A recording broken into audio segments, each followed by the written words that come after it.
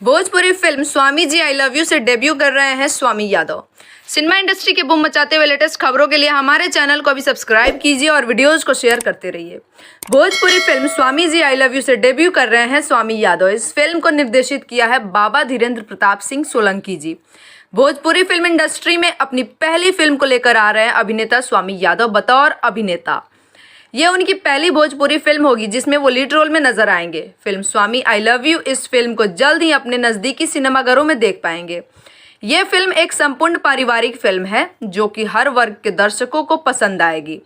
फिलहाल इस फिल्म की शूटिंग पूरी कर ली गई है। फिल्म का एडिटिंग का कार्य किया जा रहा है। फिल्म में छायांकन रंजीत सिंह नवाब जी का है।